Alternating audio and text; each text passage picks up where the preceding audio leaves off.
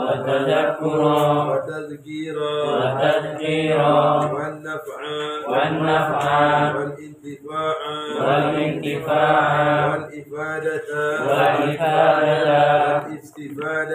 والاستفادة والحث على التمسك بكتاب الله وسنة رسول الله والدعاء على الهدى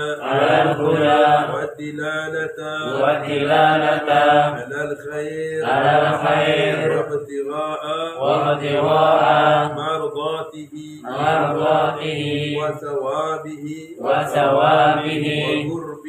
وقربه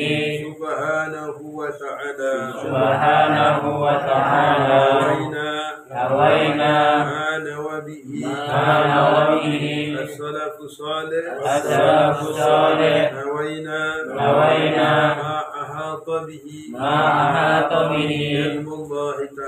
علم الله تعالى من صالح النيات حسبنا الله ونعم الوكيل نعم المولى ونعم النصير ولا حول ولا قوة إلا بالله العلي العظيم. بسم الله الرحمن الرحيم. قال المؤلف رحمه الله ونفعنا به في دار العلم وأثر رضي الله عنه. Kita masih dalam terjemahan atau menerjemahkan tentang Syekh Yusuf Ibn Ismail An-Nabhani rahmatullah ta'ala. Masih tentang biografi beliau. Bagaimana yang kita sebutkan di minggu yang lalu. Apa? Siapa yang nama itu yang meninggal? Siapa yang? Yang mana betul? Jadi kita pelajari beliau Syekh Yusuf An-Nabhani ini adalah seorang penyair, bukan syair yang andal. Beliau juga al-alamah, orang-orang yang luas ilmunya. Dan beliau juga al-mutqin, orang yang kalau mengerjakan sesuatu itu enggak mudah lemas gitu. Beliau juga orangnya wara. Itu kita lihat. Wara. Bahkan beliau ini juga adalah hujah, kayak Imam Ghazali juga. Komentator Islam. Jadi begini hujah. Kemudian beliau juga at-taqi, seorang yang bertakwa. Beliau ini sangat bertakwa. Masya Allah. Tidak hanya alim tapi juga takwa. Juga abid, ahli ibadah juga. Jadi beliau. Kemudian muhibbus sadiq, pecinta sejati. Mencintai Allah dan Rasulnya bukan main-main. Yang benar-benar. Bahkan al-mutafani, orang yang membinasakan dirinya fi hubbi Rasulullah SAW, dalam cinta kepada Rasulullah SAW. Kalau demi Rasulullah, apa aja, nggak apa-apa. Habis dirinya untuk Nabi Muhammad. Ya. Muksir min madaih, beliau orang yang banyak memuji Nabi Muhammad. Beliau taklifan, baik dalam bentuk karangan, pujian itu, au naglan atau dalam tukilan, au riwayat dalam cerita, au insya'an karangan, au tadwin atau diwan kasidah-kasidah begitu. Beliau ini suka memuji Nabi Muhammad. Siapa nama beliau? Beliau ini bernama Yusuf, Syekh Yusuf. Nama beliau ini adalah Yusuf. Dia punya bapa nama Ismail. Ismail punya bapa namanya Yusuf lagi. Yusuf Ismail namanya. Itu aja itu nama orang Arab. Ya, Yusuf bin Ismail bin Yusuf Ismail. Jadi kakeknya Yusuf ini Yusuf Ismail. Kemudian Yusuf Ismail punya bapa namanya Muhammad. Muhammad itu punya bapa namanya Nasiruddin. Ada enggak namanya? Nasiruddin. Namanya Nasiruddin An-Nabhani.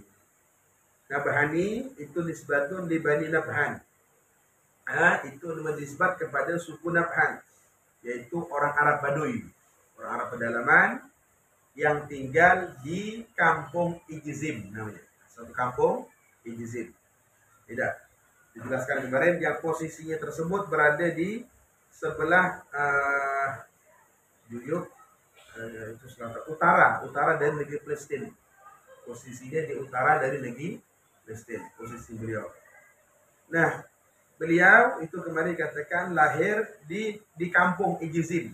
Kampung Gariah itu kampung Ijizim pada hari Kamis. Ada nggak yang hari Kamis ini? Hari Kamis pada tahun 1265 Hijriah.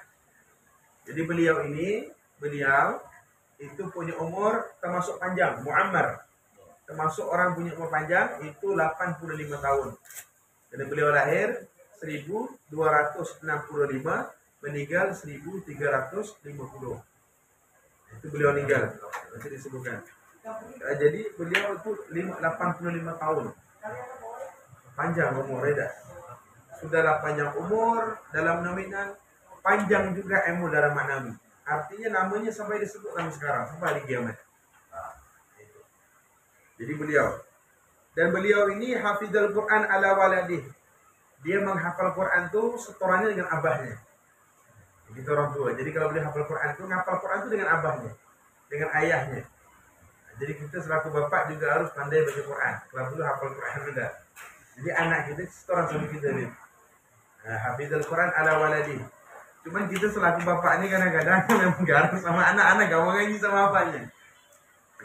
Hafizul Quran ala waladi. Jadi ala walid, dia belajar Quran, hafal Quran itu dengan abahnya. Tidak ngomong satu-satu, bukan mahan abahnya. Belajar. Siapa abahnya tadi? Itu Syekh Ismail. Jadi Syekh Ismail ini juga orang alim. Jadi memang katanya untuk menciptakan anak yang alim, abahnya juga harus alim. Kemudian wa kana syaikhan mu'ammaran balagha 80. Ayahnya adalah seorang guru, syekh juga. Ismail ini, Syekh Ismail, mu'ammaran, yang punya umur panjang. Sampai balagha 80, sampai 80 tahun. Jadi ayahnya itu panjang juga, 80 tahun umurnya. Tapi lebih panjang si Yusuf An-Nabahani. Si Yusuf itu 85, kalau abahnya 80. Panjang itu umurnya. Kemudian wagana waliduh mir'atan lil qudwah salih. Ayahnya ini, Syekh Ismail ini, bagi Syekh Yusuf adalah mir'ah, laksana cermin. Lil qudwatu salih, sebagai panutan agak amal soleh. Jadi kalau beliau tuh pengen beramal soleh, lihat aja abahnya. Dia lihat, abahnya itu kayak cermin. Cerminan amal soleh itu abahnya. Jadi orang zaman dulu, mereka bukan mengaji kitab, tapi ngaji abahnya dulu, baru ngaji kitab. Nah kalau kita mau ngajar apa sama anak kita? Mau apa yang kita ajar? Ya, yang kita didik dunianya aja ya. Nah, dari buat begini semuanya. Kita begitu.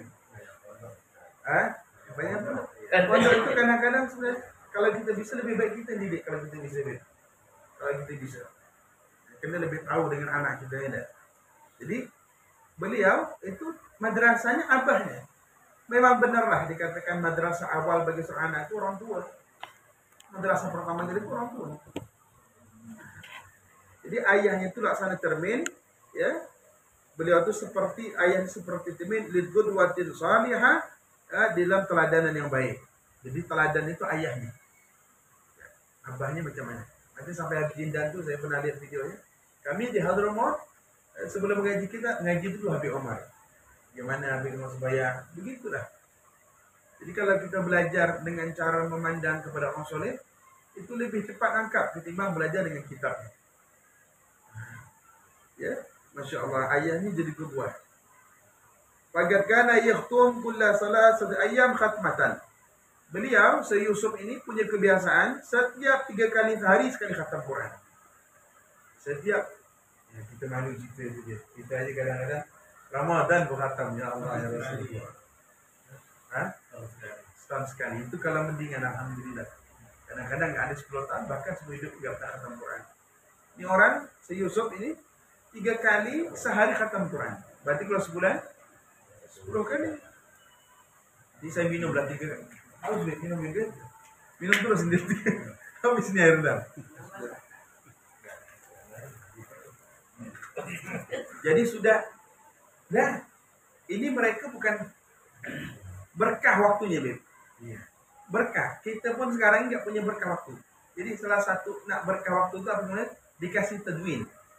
dikasih dikasih jadwal. Jadi kita jam segini buat ini. Maka itu Bidayatul Hidayah itu mengajarkan kita untuk seperti waktu. Sejak bangun tidur sampai tidur kembali. Jadi berkah waktunya. Bidayatul Hidayah tuh. Kita Bidayatul Hidayah yang Imam Ghazali itu mengajarkan kita untuk berkah waktu. Kita tak berkah waktu karena kita tak punya aturan waktu. Itu kita tak berkah. Mereka berkah. 3 hari kita khatam Quran. Berarti sekali duduk 10 juz. Kalau sekali duduk begini berapa itu kita nggak tahu. Dan itu ma'a muhafadzah ala durubit ta'at. Beliau khatam 3 kali sehari itu beserta menjaga macam-macam ibadah tuh. Ketaatan juga macam-macam jenisnya. Bukan hanya Quran, benda. 3 hari khatam tuh. Juga ala ma'a muhafadzah ala durubit ta'at. Macam-macam taat yang beliau jaga. Selain hafal Quran, maju Quran, juga yang taat yang lain juga dilakukan. Wa istighraq awqat bil qurbat. Bahkan juga beliau menghabiskan waktu dalam mendekatkan diri kepada Allah Ta'ala. Jadi bukan hanya Quran. Ibadah-ibadah yang lain bahkan beliau istighraq menghabiskan waktu beliau dalam hal yang mendekatkan diri kepada Allah Ta'ala. Memang berkah nih waktu orang. Kita merasa enggak waktu gitu cepat benar sekarang ya dah. Tahu-tahu nih dah malam, besok subuh itu lagi. Karena waktu kita banyak enggak berkah. Nggak berkah, waktu itu nggak berkah. Merasa tidak kita saat ini? Kurang berkah. Masya Allah. Mimma ganal ablagh al-asar, dari hal-hal yang sangat berpengaruh.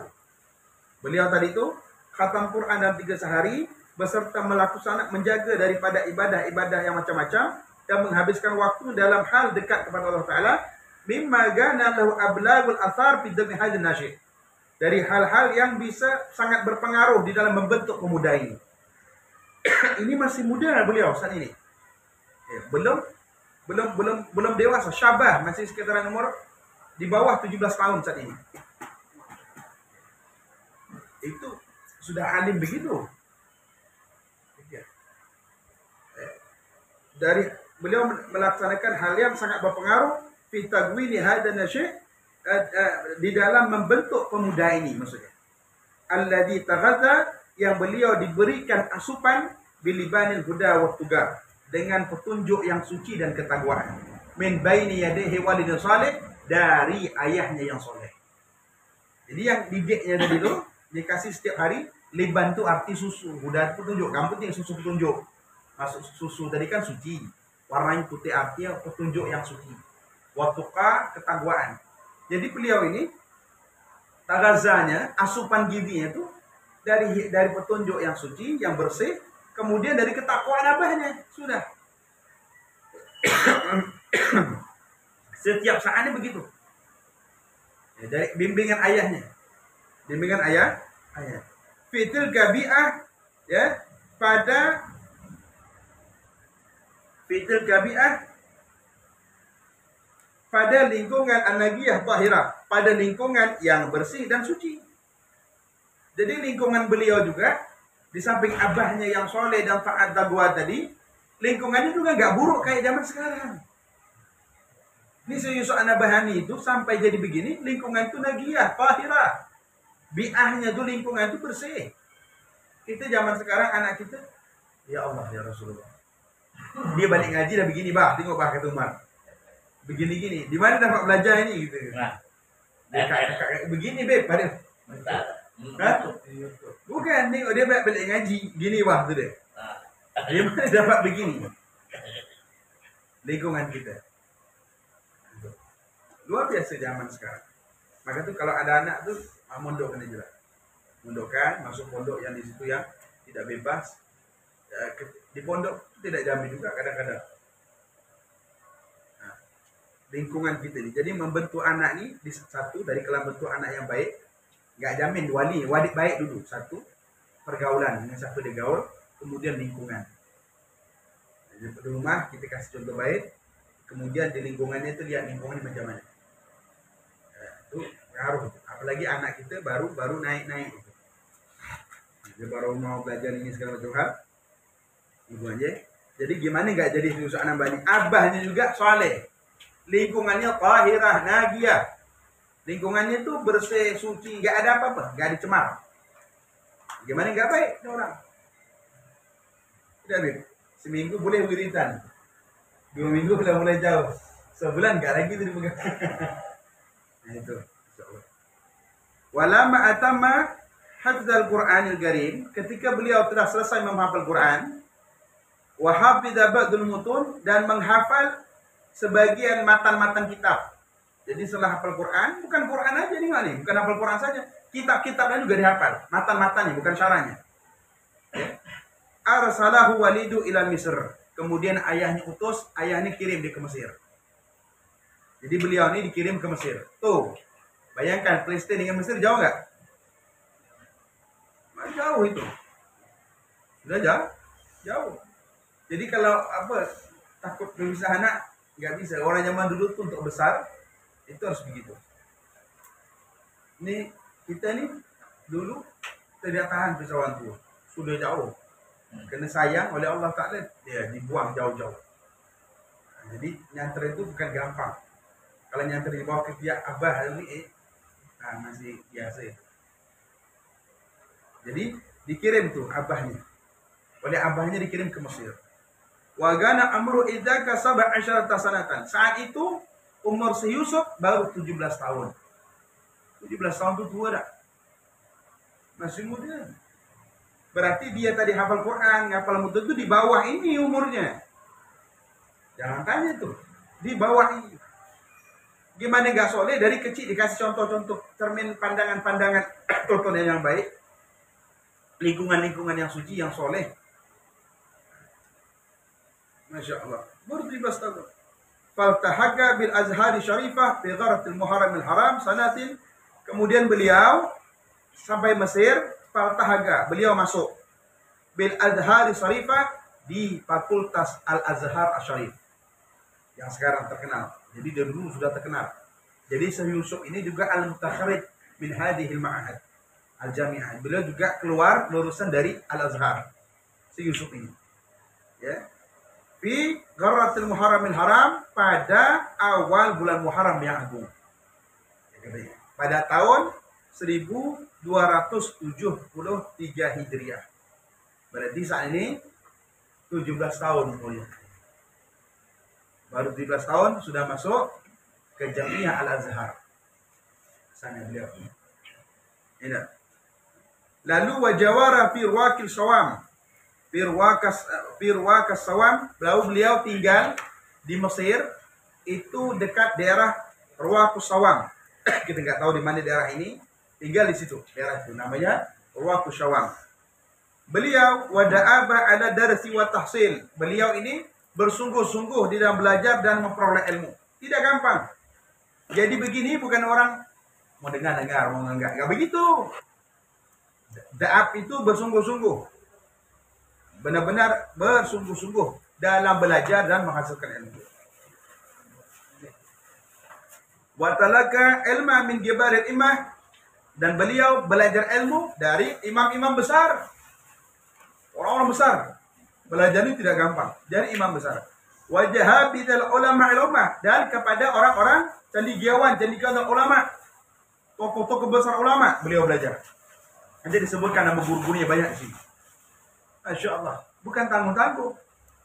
Wa kana muwafiqan hasan ikhtiyarul ihtida ila rasihin fil ilmi al-muhaqqiqin fil ma'qul wal manqul. Beliau muwafiqan menjadi orang yang sukses, yang berhasil, husnul ikhtiyar, yang memiliki usaha yang baik. Ini enggak sembarangan. Wal ihtida, dan mendapat bimbingan ila rasikhin, dari ulama-ulama rasikh, ulama-ulama yang ahli fil ilmi, dalam masalah bidang ilmu. Memang orang alim. Wal muhaqqiqin, yang orang yang benar-benar hakikat, ahli hakikat fil ma'qul wal manqul, dalam masalah ilmu yang dinukil ataupun dalam ilmu yang dipikir. Ma'qul, ilmu akal, dan ilmu manqul itu riwayat, hadis, segala macam hal yang dapat dinakil. Ataupun dalam ilmu ma'qul, ilmu akal. Memang pintar. La'alladzi la yashku 'alahum ghibar, yang mereka itu ulama-ulama yang enggak ada cacatnya. Memang orang-orang hebat. Amsalun, seperti Syekh Ibrahim As-Saka Asy-Syafi'i. Nama beliau guru pertama Syekh Ibrahim As-Saka Asy-Syafi'i. Allahumma shalli ala Muhammad. Nama beliau Jadi guru beliau namanya Syekh Ibrahim As-Sakar Asy-Syafi'i. Wafat 1298 Hijriah. 1298 Hijriah wafatnya. Kemudian juga beliau punya guru Syekh Muhammad Ad-Damanhuri Asy-Syafi'i. Beliau punya guru namanya Syekh Muhammad Damanhuri Asy-Syafi'i, mazhabnya Syafi'i. Yang wafat pada tahun 1286 Hijriah. Gurunya itu. Kemudian juga beliau punya guru namanya Syekh Ibrahim Az-Zuri Al-Khalili Asy-Syafi'i. Wafat pada tahun 1087. Banyak nih gurunya di sini ya disebutkan. 1 2 3 4 5 6 7 8 9 10 11 12 13 14 15 16 17 18 19 20. Yang tertulis ini 20 guru. Kita punya guru berapa? Orang-orang besar itu bukan gurunya sembarangan, sudahlah besar, guru-gurunya orang banyak. Habib Ali gurunya ribuan. Tapi guru mursyidnya cuma 1, 2 atau tak banyak. Mereka guru yang mendidik batin mereka tidak banyak. Jadi kita tidak punya semuanya, tidak lengkap. Jadi kalau hidup tidak punya guru, antum sholat membayangkan kabar. Itu nggak mungkin. Mau sholat itu bagaimana cara bertegak itu dari guru dulu ngajarkan. Ada tidak sembarangan tuh. Belajarlah walaupun gitu pun. Ya. Rahimahullah ta'ala wa jazahum anil ummatil Muhammadiyah ahsanal jazaa. Semoga Allah merahmati mereka semua dan memberikan balasan kepada mereka semua dari umat Nabi Muhammad ini dengan balasan yang paling terbaik. Amin ya rabbal alamin. Itu kata beliau. Summa bada, kemudian terlintas di sahibil tarajamah oleh Syekh Yusuf An-Nabahani ini ayyusafira untuk musafir, untuk pergi min Mesir, dari kota Mesir, liyusahima fi khidmatil Islam, untuk mendapat bagian dalam badan berkhidmat kepada agama Islam.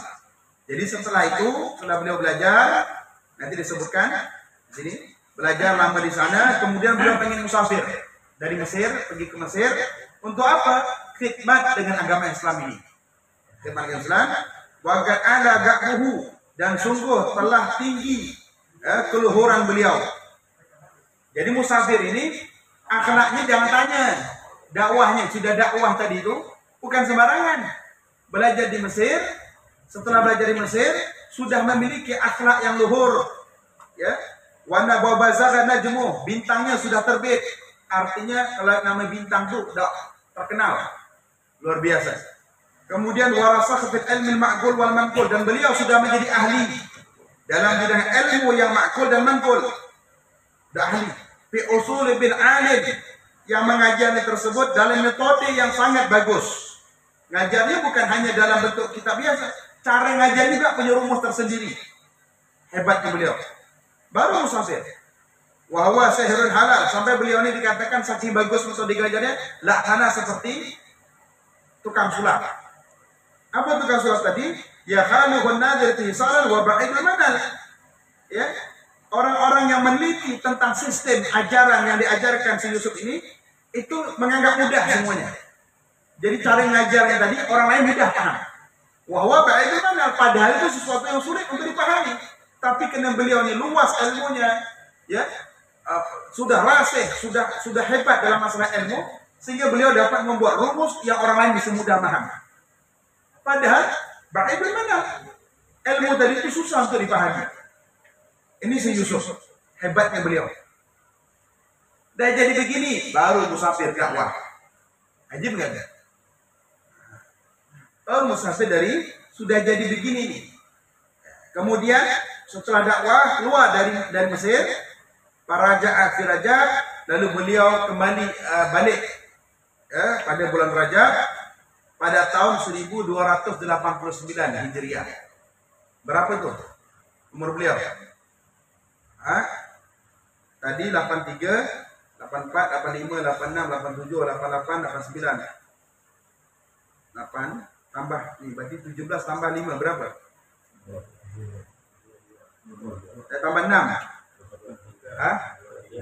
17 tambah 6, 23 tahun. Berarti umur kayak kita ni dah dakwah melarang buana ke mana-mana. Kita lah tua. Dia masih bawah lagi berarti. Bawah kita lagi ketimbang dia, Bet. Ketimbang dia. Kalau teman Habib masih muda anak. Tidak ada, masih kamu belajar siapa. Itu sudah jadi pendakwah. Umur 23 tahun. Sudah berdakwah kemana-mana. Bazaran Najmo, dia punya bintang sudah terbit. Sudah tampak ilmunya sudah keras, sudah handal. Akhlaknya luhur. Punya metode tersendiri dalam mengajar. Hebat. Masya Allah. Ya. Jadi pada bulan Rajab tahun 1289 beliau kembali wa agama bil Madinatul Uqqa. Lalu beliau balik ke daerah Palestin lagi, daerah Uqqa, jadi kotanya, tapi daerah kota mungkin di sana, di kota Uqqa. Buat apa? Yang syurul ilmah, ngajarin ilmu. Tuh, ngajarin ilmu. Wa afadal muslimin, ngasih manfaat untuk orang-orang muslim. Ilmunya. Wa a'lal madrajin, dan untuk meninggikan menara-menara agama. Juga. Ini baru tampak. Jadi orang nak belajar itu benarlah tidak jadi pendakwah itu dan tidak gampang. Belajarnya tengok dulu kita. Jangan hari ini buka Google, besok keluar langsung ceramah, susah ini kita. Memang tidak gampang melalang buana ke mana-mana itu kalau kita dalam berdakwah. Ya Allah.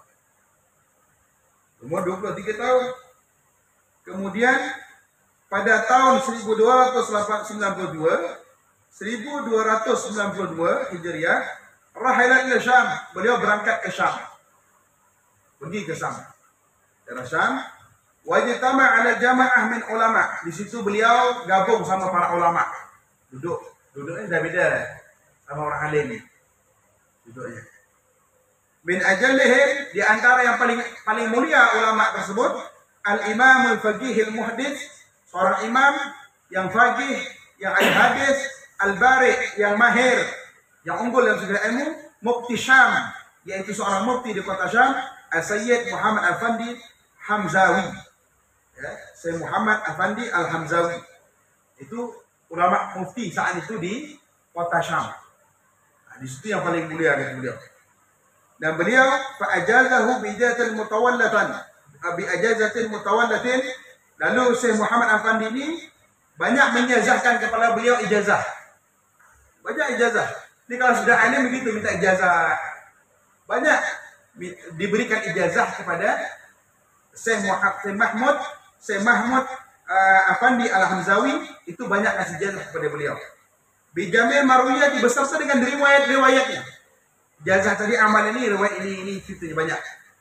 Beserta riwayatnya. Ba'da an qara alaihi, setelah Syekh Yusuf An-Nabhani membaca di hadapan beliau, fi manzilihi, di rumah Syekh Muhammad Afandi tadi, bi hudur jumlatin min talab al-ilm syar'i.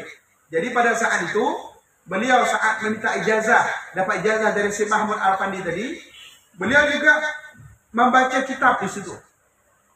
Membaca sebuah yang ijazah tadi, membaca depan Syekh Yusuf tadi, Syekh Muhammad tadi, Syekh Mahmud tadi baca beserta dengan tolabahannya Syekh Mahmud tadi. Jadi beliau banyak santri, kayak kita bilang santri kalong di situ, kemudian baca kitab depan Syekh Mahmud tadi. Lalu dikasih ijazah. Nah, itu tidak gampang. Jadi kalau bisa kita minta ijazah amalan, itu baca dulu sama pemilik ijazah bilang, baca. Mana nak yang kita baca ni? Beliau lihat. Duduknya sama siapa? Tolabah. Sama murid-muridnya Syekh Mahmud Afandi Al-Hamzawi. Duduk sama situ. Duduk. Bahkan beliau yang baca kitabnya. Maka itu kalau di pondok-pondok kita, saya nggak tahu kalau pondok lainnya. Pondok-pondok dari Islam khususnya, itu belajarnya kita yang baca, murid yang baca. Murid yang baca. Kita yang selaku murid yang baca. Nanti gurunya jelaskan. Nanti kita ijazah. Masya Allah. Ada tawaduk nggak? Duduknya sama santri. Itu Masya Allah. Kemudian wajala fi biladil syariqil arabi. Kemudian beliau berkeliling di Arab sebagian timur. Beliau kemudian berkeliling di negeri Arab belahan timur. Summa dakhala Astanatah. Beliau masuk ke Astanatah Turki, Istanbul. Masuk ke sana, bukan main tuh, menjelajah kemana-mana. Masuk ke Turki, kemudian ke Mosul, masuk ke daerah Mosul juga, kemudian masuk ke Halab, Aleppo atau negeri yang ada di Syria. Masuk ke sana, berjalan, kemudian masuk ke daerah Diyarbakar, kemudian juga masuk ke daerah Syahrur atau Syahrar, daerah Syahrar, kemudian masuk daerah Baghdad, daerah masuk Samarra, kemudian Baitul Maqdis dan Hijaz. Itu jauh, keliling beliau. Aduh, kalau kita ini cuma berita dari Jakarta, Bit. Aduh, ini dah, Bit. Gak tiris, tanya pandan. Kamu pakai dah? Mangga enggak? Jarang sekali. Ini tidak gampang orang jadi begini. Tidak. Tentunya perjalanan yang bukan sembarangan. Bahkan watakala al-Gada bin Wali Syam, beliau ini sempat menyandang sebagai qadi daerah Syam. Jadi watakala al-Gada di wilayah Syam. Beliau ini jadi hakim daerah Syam. Di wilayah Syam beliau jadi hakim. Bahkan hatta sara ra'isan fi mahkamah huquqil awliya di Beirut. Bahkan beliau menjadi pimpinan tertinggi masalah hakim kejaksaan di Beirut sana. Jadi orang zaman dulu tuh yang jadi jaksa gak ada ijazahnya. Sampai alim itu jadi. Zaman sekarang nggak bisa. Saraja nggak jangan harap jadi kayak gitu. Nggak ada ijazahnya. Maka itu kalau sekarang pandang ijazah, yaudah yang dipilih nggak ngerti ilmu agama, nggak ngerti hukum. Kalau nggak paham hukum. Ini beliau nggak ada ngaji formalnya zaman dulu. Tapi dapat sampai masuk jadi hakim, bahkan jadi ketua hakim umum, ketua hakim agung di Beirut sana pada tahun 1305 Hijriah. Jadi umur sekarang berapa tuh? 1305 ini berapa? Sekitar 40 tahunan, benar. Sudah jadi begitu. Umur Nabi Musa dah. Apa di bawah lagi? Ini cerita bukan hanya cerita semua, kita lihat kita ini jauh sekali dari mereka. Kita jauh. Kalau dibandingkan mereka jauh ini. Kemudian wahajja aman ala fatwa salamiyahu asyra, lalu beliau berangkat haji ke Mekah pada tahun 1310. Jadi 5 tahun menjabat sebagai ketua hakim agung di Beirut, ya, kejaksaan di Beirut. Kemudian beliau pergi haji. 5 tahun menjabat ke Mekah. Masuk langsung balik enggak? Enggak. Summa dakhala Hijaz. Kemudian beliau masuk ke Hijaz, pada dalika Hijaz itu nama daerahnya besar, Hijaz. Hijaz itu dalamnya ada Mekah, ada Madinah, ada Taif di situ. Jadi di antara Mekah dan Madinah itu bagian Hijaz. Kalau kita bicara tentang masalah semenanjung Arab itu ada Yaman, itu Arab termasuk. Apa lagi itu? Yaman, Yamamah, Tihamah, kemudian Hijaz. Itu semuanya itu bagian dari Arab. Tapi daerah ini nanti dibagi-bagi. Nah, kalau Hijaz itu Mekah Hijaz termasuk. Madinah Hijaz, Taif Hijaz. Semua tuh. Banyak. Jadi setelah di Mekah, beliau masuk ke Hijaz. Kemana-mana tuh. Melanang buana. Wa aqama bil Madinah Munawwarah mudah. Beliau bahkan sempat bermukim di Madinah itu mudah beberapa masa. Tinggal di Madinah. Jadi orang ini macam mana ya? Khayal dengan ilmu. Ini bukan ngayal kayak kita refreshing sana sini, bukan. Ngaji sana sini itu belajar. Masya Allah. Wa allafal mu'allafati nafi'ah. Beliau juga banyak nyusun kitab.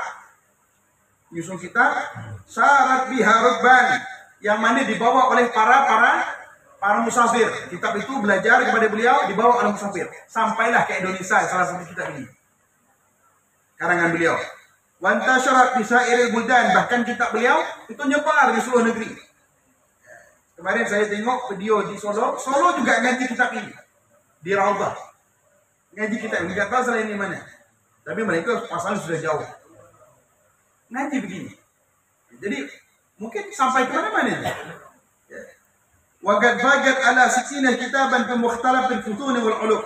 Karangan kitab beliau tu lebih 60. Karangan kitab beliau ni lebih 60 dalam jenis ilmu yang berbeza-beza.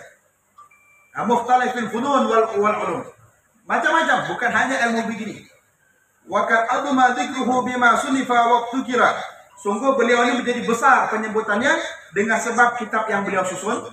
Waktu kira dengan sebab kitab yang beliau karang, wanudima dan kitab yang bentuk nazam, wanasara yang tidak berbentuk nazam, waktu bi'a baik yang dicetak, wanusyira ataupun yang enggak dicetak dalam buletin. Jadi macam-macam di kitabnya. Bukan hanya keluar macam gini. Ada yang bentuk buletin, ada yang bentuk nazam, ada yang bentuk bersaja, macam-macam kitabnya. Orang ini Masya Allah berkah waktunya.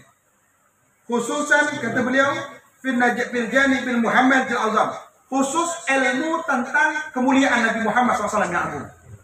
Lebih khusus, lebih-lebih tentang ilmu Rasulullah. Kad khadamal siratul Muhammadiyah wa janibil nabawi arfa al-khadmat. Bahkan beliau sungguh kalau masalah sirah Muhammadiyah tentang Rasulullah, beliau benar-benar berkhidmat tentang bangsa itu. Kalau garang masalah itu benar-benar. Di kebanyakan beliau itu menjelaskan tentang masalah Rasulullah. Itu banyak ceritanya. Ya. Kata beliau, wa wafaqa hayatu ala dzalik, bahkan beliau mewakafkan hidupnya untuk menjelaskan sirah Nabi Muhammad ini. Hidupnya itu diwakafin untuk sirah, untuk sejarah Rasulullah. Su Yusuf ini. Gimana beliau hidupnya tak senang? Kemudian wa nashara wa ghadaba ma lam yatasal li ghairihi ka usrina hadha wa la usru yasrahu.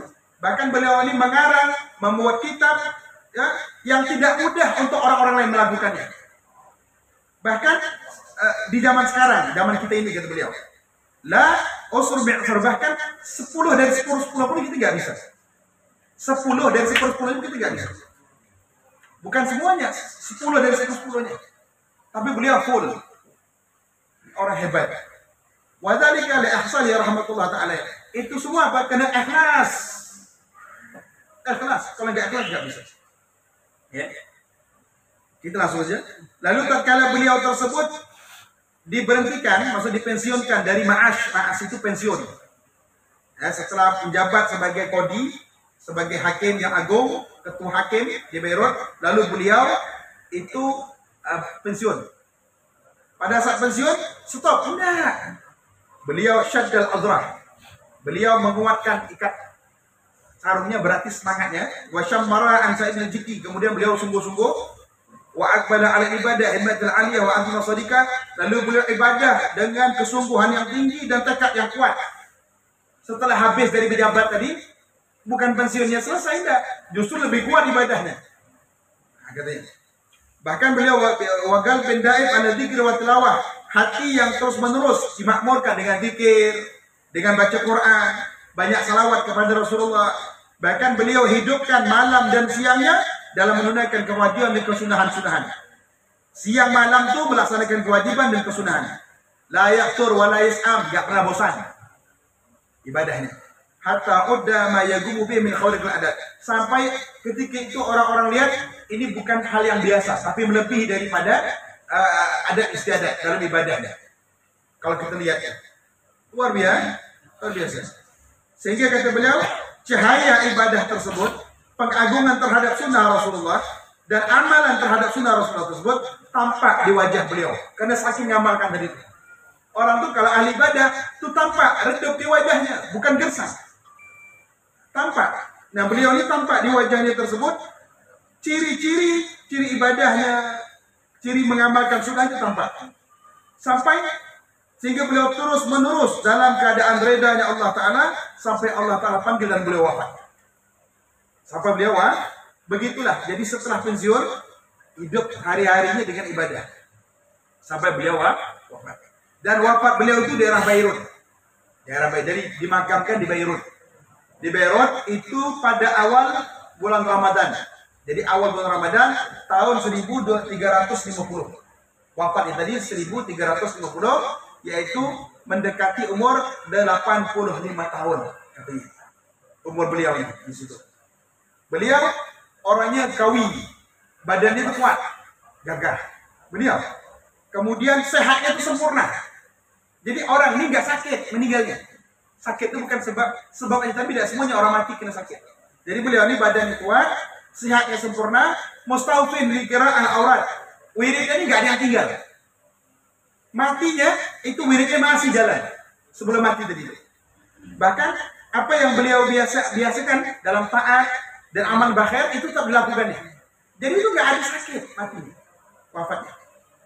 Kata beliau, semoga Allah memberikan pahala yang besar kepada beliau dan Allah Ta'ala kelompokkan kita kepada beliau dalam keimanan yang sempurna tanpa ada kesusahan daripada kesusahan dan tidak ada fitnah yang menyesatkan dengan karunia Allah Subhanahu Wa Ta'ala. Amin ya rabbal alamin.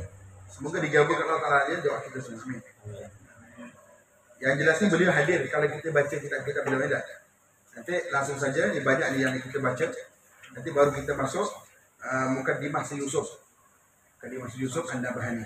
Itu sedikit cerita Syekh Yusuf An-Nabhani. Semoga Allah Ta'ala dengan sebab menyebut nama-nama orang soleh, Allah Ta'ala turunkan berkah dan rahmat ketenangan pada kita semua. Amin ya rabbal alamin. Allahumma fa'na bima 'allamtana wa 'allimna ma yanfa'una wa zidna ilman. Wa sallallahu ala sayyidina Muhammad walhamdulillahi rabbil alamin. Panjang ini.